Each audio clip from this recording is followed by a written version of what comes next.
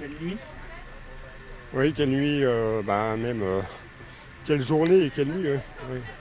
C'est vrai que je pensais pas que Jean-Marie aurait, aurait été dans le dur, même si bon, j'avais quand même des doutes sur le fait qu'ils étaient quand même partis très vite avec Hugo en début de course, sur les temps même plus rapides que les temps de François, donc je trouvais ça quand même bizarre.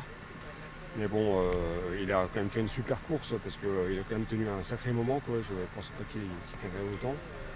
Et puis moi j'ai fait ma course, ça se finit bien, donc tant mieux, quoi.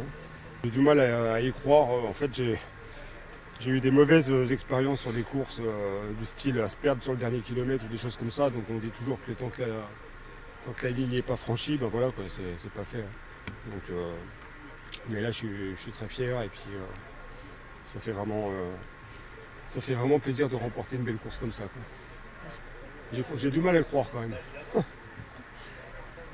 Faut pas s'enflammer, quoi. Faut pas s'enflammer, rester sur son allure, et puis parce que c'est vrai que des fois on a tendance à avoir un peu une montée d'euphorie en fait, hein, mais je pense qu'il faut savoir garder son calme quand on fait de l'ultra, quoi. Parce qu'en fait ce qui fait mal c'est les coups de boutoir, quoi, hein, donc je pense qu'il faut essayer de garder un rythme. Moi j'ai beaucoup appris avec Antoine, hein, on est très, très copains avec Antoine, et d'ailleurs j'aurais lui dédié la victoire. Oui, je suis parti tranquille, sachant à quoi je m'attendais sur ce type de course. Et puis devant, c'est vrai qu'ils sont partis très vite, je trouve, pour la journée qu'on a eue aussi hier et la chaleur qu'il y avait.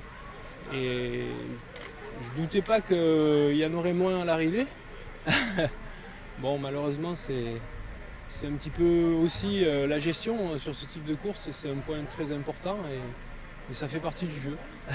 Après le ravitaillement de Valpelouse, où j'ai commencé à voir la frontale du 3e, je me suis dit elle est pas si loin que ça.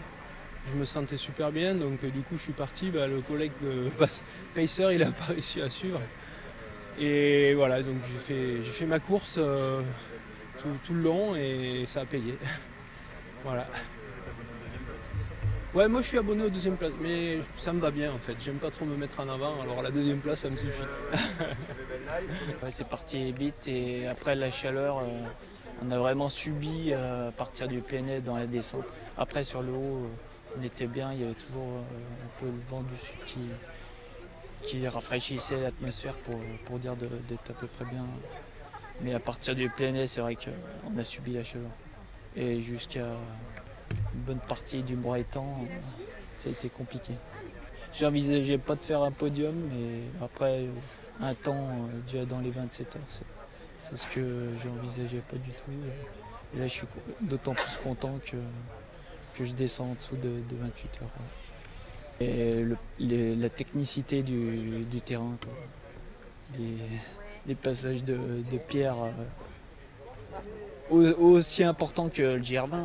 On ne se doute pas qu'il y a des montagnes comme ça proches de chez nous. Et c'est vrai que les Beldon, ça reste un beau terrain de jeu, mais trop difficile, je pense. Non, Beldon, c'est magnifique. J'ai rapidement eu une ampoule sous le talon qui a explosé, c'est normal, et du coup j'avais le talon à vif.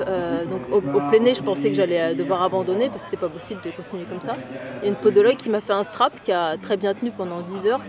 Et du coup, bon, ça me faisait un peu mal, mais c'était tolérable. Mais au bout de 10 heures, il a commencé lui-même à partir, et là sur les 5 dernières heures, ça a été compliqué. J'ai beaucoup hésité au plein nez, hein. Je me suis dit, ça va être difficile, tu vas avoir mal pendant encore 20 heures, qu'est-ce que tu fais? Et puis bon, la compétition est plus forte que ça.